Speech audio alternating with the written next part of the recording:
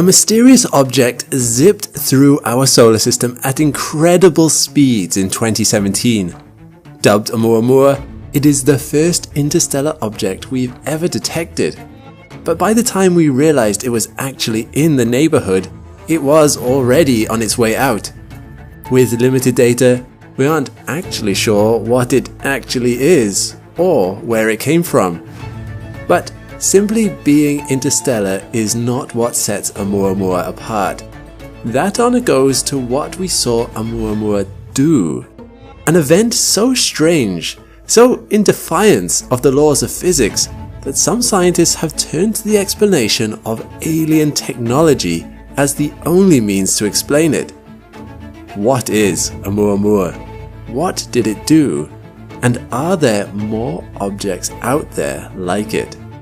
Into our first interstellar visitor, the theories that surround it, and even plans to catch it up to settle the mystery once and for all. There are a lot of predictions in the science community as to how many extrasolar objects pass through our solar system. Some think we regularly see visitors, with up to 10,000 per day passing within the orbit of Neptune. That seems like a lot, so let's figure out why scientists think this figure is so high. The first thing to understand is that our solar system extends way beyond the orbit of Neptune. Beyond Neptune is the Kuiper Belt, and beyond that is the Oort cloud. The Oort cloud contains potentially trillions of comets that are gravitationally bound to our Sun. Some of the comets that we see that pass by the Sun likely came from and will return to this Oort cloud with their extremely elliptical orbits, taking tens to hundreds of thousands of years to do so. Some of the comets we see from the Oort cloud would never come to the inner solar system were it not for massive third bodies which perturb these comets' orbits with their gravity so that they fall towards the inner solar system. These third bodies are often other stars. You see, the solar system is not stationary like we sometimes may perceive, but we are constantly moving, orbiting the galaxy. As we move in our orbit, we cross paths with the gravitational influence of other orbiting stars. Even distances of a couple of light years can be enough to perturb a comet so it comes crashing down towards the Sun. On the other hand, it can also be enough for the comet to be pulled away from the solar system altogether, joining the ranks of the hundreds of trillions of interstellar interlopers found in the galaxy. As an Oort cloud-like body is likely not unique to our solar system, it must mean that comets are constantly being lost and others are being captured by stars throughout the galaxy every day. Although generally speaking, what we've seen of Oort cloud objects so far imply that the majority of comets in our Oort cloud did originate with our Sun, because they are mainly quite similar in composition. As the solar system travels through the galaxy, we also cross the path of interstellar interlopers that have been pulled away from their original home systems.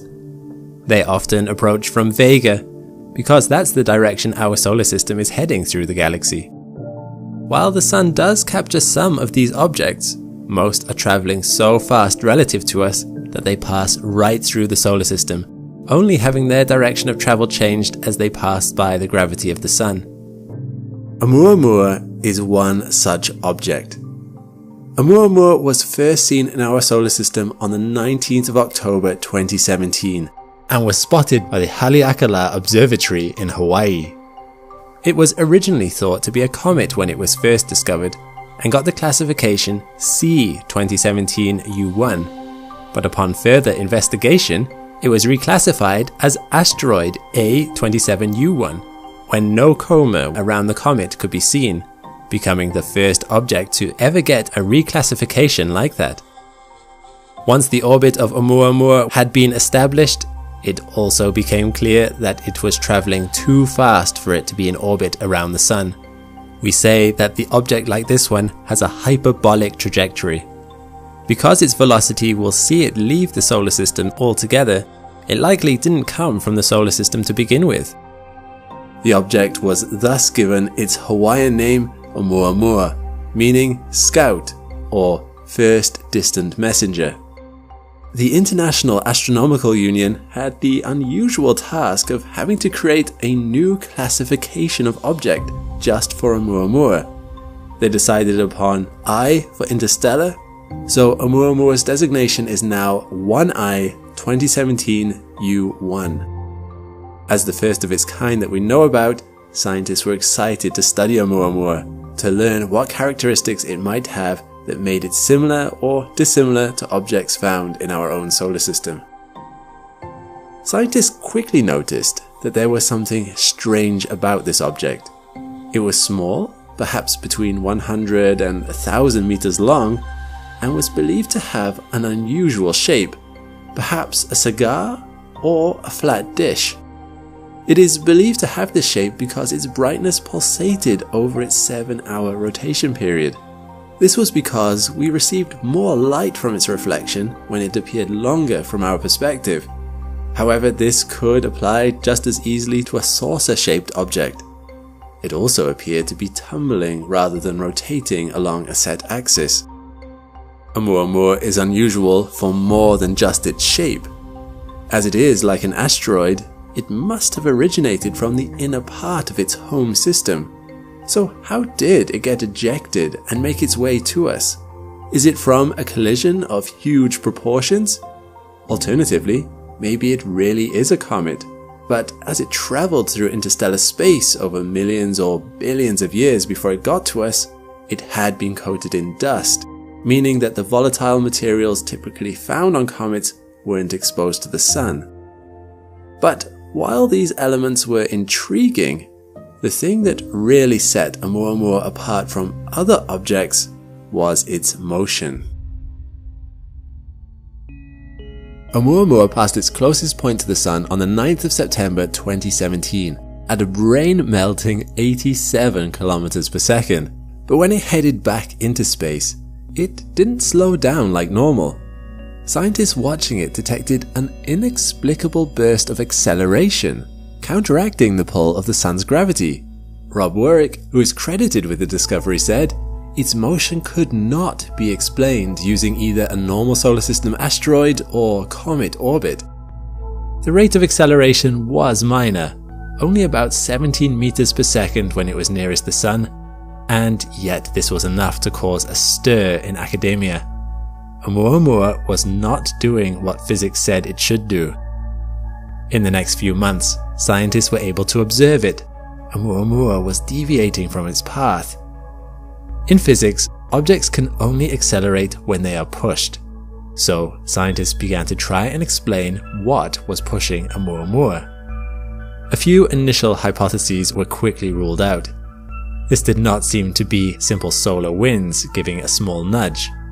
While it is a recorded phenomenon for the small trace particles fired off from the Sun to push at objects in space, this small force was not enough to explain Oumuamua's acceleration, assuming it was an ordinary asteroid.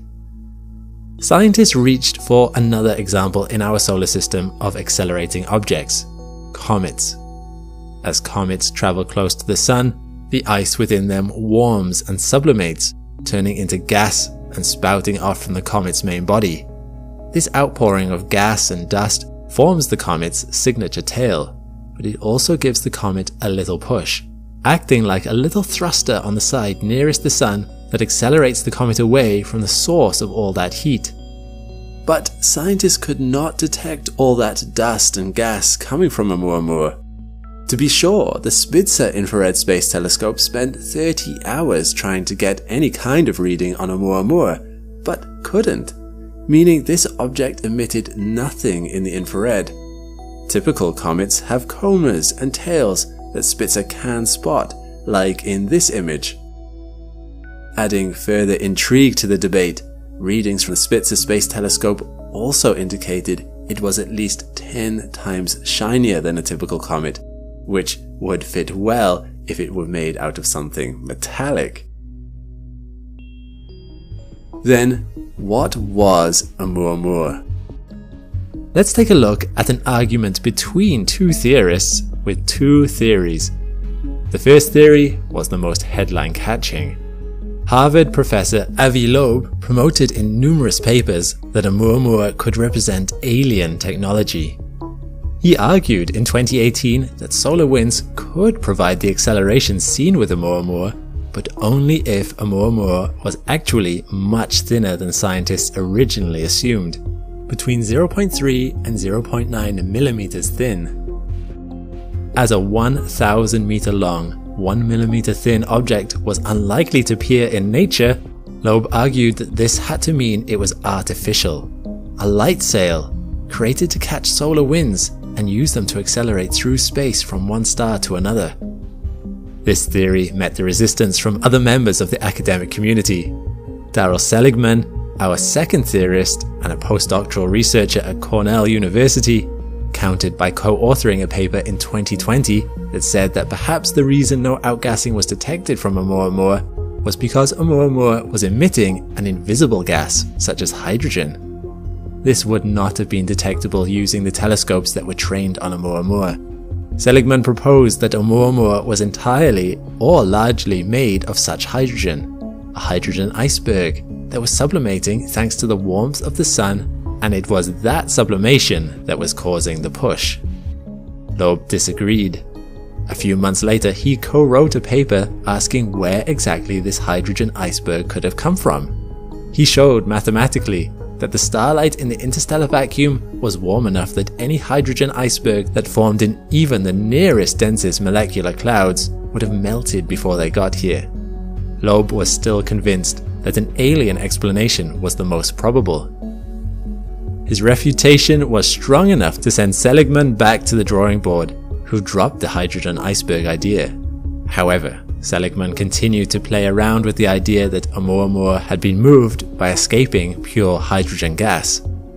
Initially, he didn't have an explanation for how this could be, until in 2023 he met with University of California assistant professor Jennifer Bergner, who pointed to experiments in labs where water ice in extremely cold conditions, hit with radiation, could trap pockets of hydrogen, only to release it later when warmed up as the ice structure rearranged itself.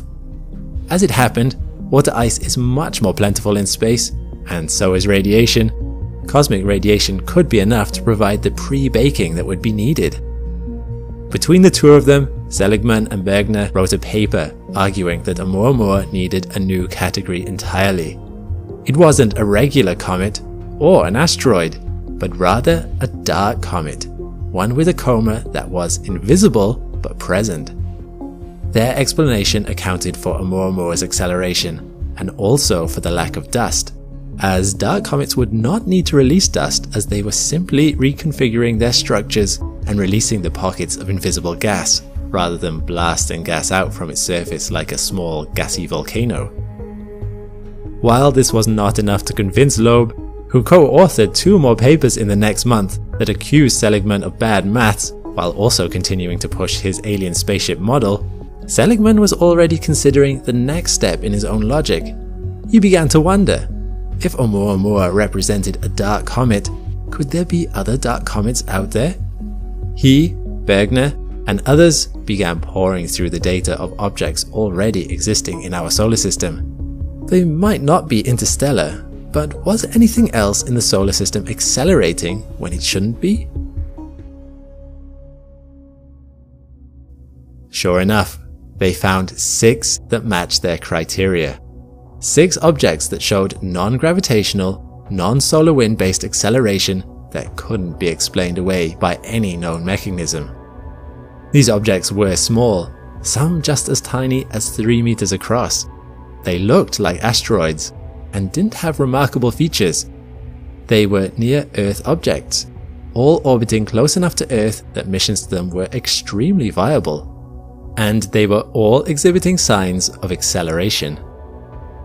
To be clear, such acceleration was very minor, small enough to have been overlooked previously. These objects aren't zipping around the solar system from planet to planet like spaceships. They are not interstellar objects. But, just like Uomomuo, science cannot currently account for their motion, especially given that they do not have any visible signs of outgassing. And intriguingly, One of them is already scheduled to be visited by 2031.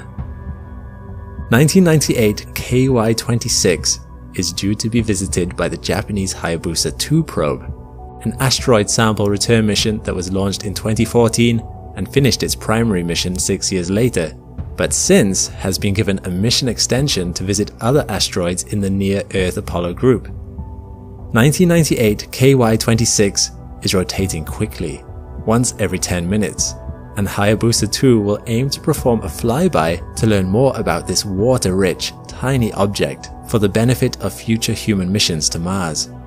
Once it's there, perhaps it will become clearer what the source of 1998 KY-26's strange acceleration might be.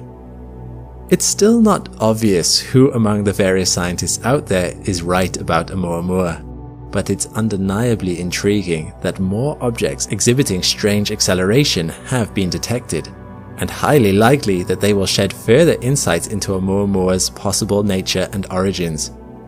If they are found to accelerate through invisible outgassing of hydrogen, Seligman will stand validated. But if a little hatch opens up and a small alien form peeks out to wave at us before accelerating off out of the solar system, then we might regret not listening more closely to Loeb.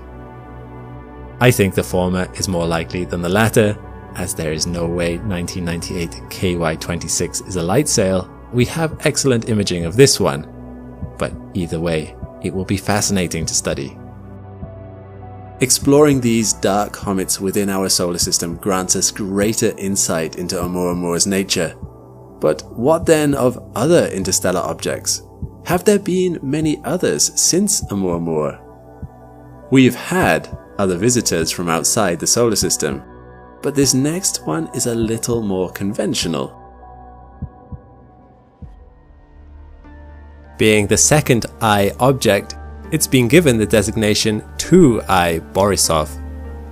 Zooming in on Borisov reveals that this object had a big comet-like coma and tail, almost the size of 14 Earths across. We couldn't see it with the naked eye though, as the closest it got to the Sun was beyond the orbit of Mars in 2019. Borisov was roughly the same size as Uomomuo, about half a kilometer across. After its closest encounter with the Sun, it began falling apart. This is reasonably normal for a comet of this size passing by at this distance.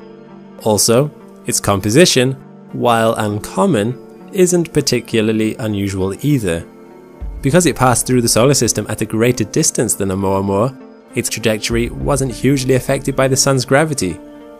So, overall, apart from its I classification, it's a somewhat unremarkable object. Now moving on to some other interesting interstellar objects that do not have the I classification. C1980E1 was originally a solar system object with an orbital period of 7.1 million years. The furthest its orbit used to take it was an incredible 1.7 light years away from the Sun. However, it passed a little too closely to Jupiter during its last approach in 1980. Jupiter's gravity accelerated it just enough for it to get a hyperbolic trajectory, and so this object will eventually become an interstellar interloper itself when it leaves our solar system in a few million years. On the other hand, we have had the opposite happen, where interstellar objects have had their velocities slowed down enough by the gravity of Jupiter that they became captured and locked into our solar system. Again, I mentioned Jupiter specifically because it has been determined that other planets aren't massive enough to do this, and it has to be a third body beyond the Sun and the comet that does the slowing down or speeding up. Machholz 1 and Hyakutake C1996b2 are potentially such captured interstellar comets from another planetary system. The giveaway for objects like these are their highly elliptical orbits and their very unusual compositions compared to the majority of other comets. This makes them interesting and viable targets for future missions, as the solar system might have done all the hard work for us in capturing interstellar objects and putting them within arm's reach. There's one more giveaway that an object might have extrasolar origins, and that is if it is orbiting retrograde to pretty much everything else in the solar system. An example of an object like this is 514107 Kuepa Oka Avela. What makes this object especially interesting is that it is also an asteroid, unlike most other interstellar objects we would expect to see. It could also be that the volatile materials have already burned off if it was once a comet, meaning it would have been captured very early in the solar system's past. Its orbit is also unusual in that it is locked in a 1-1 orbital resonance with Jupiter. While these objects are interesting, they don't settle the question of Oumuamuo's nature, and there's much we still don't know. For example, where did it come from? We don't know. But we do know it came from very, very far away. To find Oumuamuo's home star system, astronomers traced its path back over millions of years. It seems to have come from the direction of the star Vega in the Lyra constellation. Scientists found 4 possible home stars Oumuamua could have come from, some as far as 81 light years away. But there haven't been any definitive answers on its origin story yet. And now it is over 6 billion kilometers away, moving at 26 kilometers per second towards Pegasus, about as far as Voyager 1 was when it snapped the famous pale blue dot image. Even if Oumuamua is not a piece of alien technology, it holds importance as the first confirmed interstellar object to enter our solar system. So it is no surprise that scientists want to take a closer look at it. We noticed it only 40 days after it passed its closest point to the Sun, but by then it was already 33 million kilometers from Earth. We sent ground and space telescopes into overdrive trying to answer the questions surrounding it before it escaped our grasp. But 2 months later, by mid-December, it was already too faint and fast-moving to be studied by even the largest ground-based telescopes. With limited data and more questions than answers, some researchers believe the only way to learn more about Oumuamua is to send a mission after it. However, catching up to Oumuamua is a significant challenge for 3 main reasons. The first obstacle is gaining enough speed to catch up. Oumuamua is over 6 billion kilometers away and careening through space at 26 kilometers per second. No chemical rocket that exists today can reach that speed, making a rendezvous difficult. And once we've caught up to Oumuamua, the second challenge is decelerating enough to actually study it. If we don't slow down, we'll shoot right past it and won't be able to collect any scientifically useful information. And thirdly, it is difficult to find such a small object in such a large galaxy. Remember, Oumuamua is just 1,000 meters long at most, tumbling through the vastness of interstellar space. Still, these barriers haven't stopped research groups from making plans to catch up. While accelerating to the speeds necessary to catch up with Oumuamua is difficult, it can be achieved through the use of gravity assist from other planets. The most famous examples of a solution come from Project Lyra, launched by the Initiative for Interstellar Studies. They've presented 2 different trajectories we could send a probe on. The first requires 3 distinct changes in velocity. First, we accelerate the probe out of Earth's orbit and send it towards Jupiter. Once at Jupiter, the probe slows down enough to fall towards the Sun. Less energy is required to do that from here than from Earth, as Jupiter's orbital velocity is less than half of Earth's. And as our probe approaches the Sun, it's traveling at its fastest.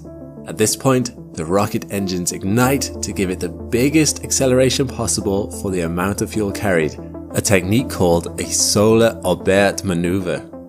By harnessing a solar orbit maneuver in this way, researchers predict their probe will shoot out of the solar system at over 70 kilometers a second. While that is definitely fast enough to catch up with Oumuamua, there are still a couple of problems with this plan. Such a close approach to the Sun requires a heat shield to protect the probe. The good news is that the tech for such a shield exists, as the Parker Solar Probe used something similar. The bad news is that it weighs 72 kilograms, putting a limit on payload mass. Next, sending a probe from Earth to Jupiter, to the Sun, and back out to Jupiter to be sent out in the right direction is quite a long trajectory. There's actually a shorter way to do it.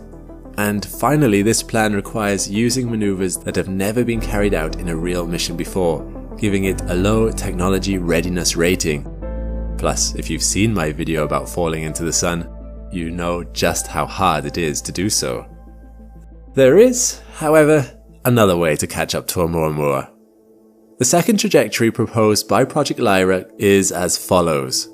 Launch from Earth, swing around Venus and Earth, conduct a deep space maneuver to reorient the probe, swing by Earth again, then use a gravity assist from Jupiter to catapult our craft towards Uomomuo.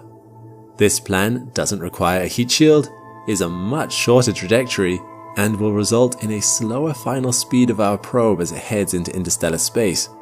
This would make it easier to decelerate on approach to Uomomuo and allow for better data capture. Project Lyra has identified at least 2 viable missions with launch dates between 2030 and 2033, and an arrival at Uomomuo at 2048. One of Project Lyra's mission designers, Marshall Eubanks, feels a mission to Uomomuo is inevitable. After all, researchers are crafting proposals for missions to planets of other solar systems, but even 100 years from now, Uomomuo will still be much closer than those destinations. But could there be a better way to get the data we want? What if we could have anticipated Uomomuo months in advance, rather than after it had already passed by? Astrobiologist Karen Meach of the University of Hawaii, who led the characterization of Uomomuo after its discovery, says we'll soon be able to do this for other interstellar interlopers that might cross our paths. NASA estimates that an interstellar interloper similar to Uomomuo passes through the inner solar system once per year. Since they're so small, they are hard to spot, until now.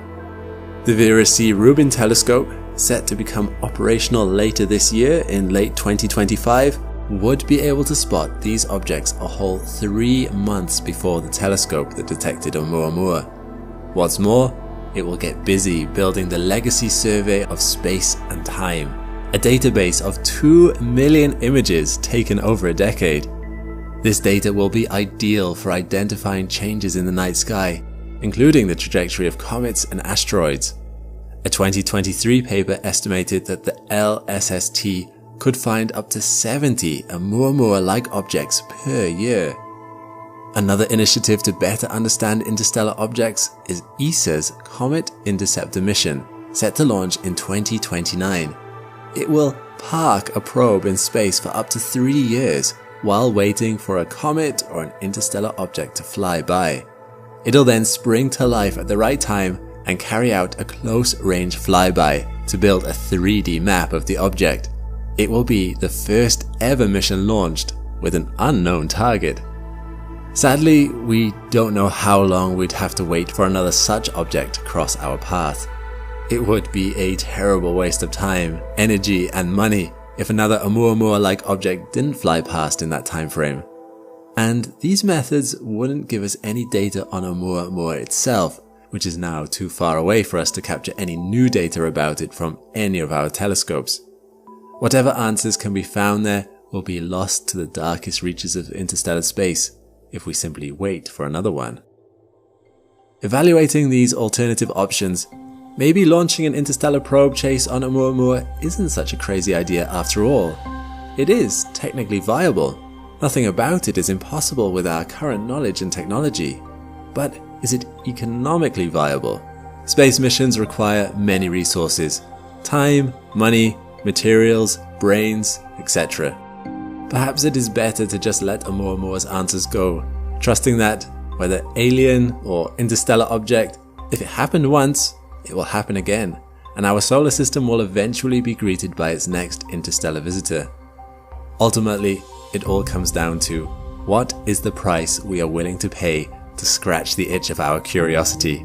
Researchers at Project Lyra are certainly considering the investment. Is it worth it?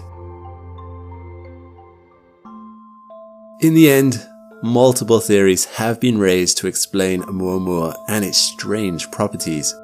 But without more data, we have no idea whether Uomomuo was another dark comet, or proof of alien life, or neither. It may turn out that none of the theories proposed so far are correct. That's the wonder of science. The more we explore the universe, the more we encounter strange and unexpected phenomena. and as we learn more about them, the better our theories become. Perhaps one day we will encounter more objects like Uomomuo from outside our solar system, which may lend further weight to a particular explanation. The search, even for dark objects that currently act under invisible forces, always fills me with a marvelous curiosity. Only time will tell if these missions to gain more data will be worth it. But that's the terrible, captivating irony of it all. Unless we take the gamble, we'll never know.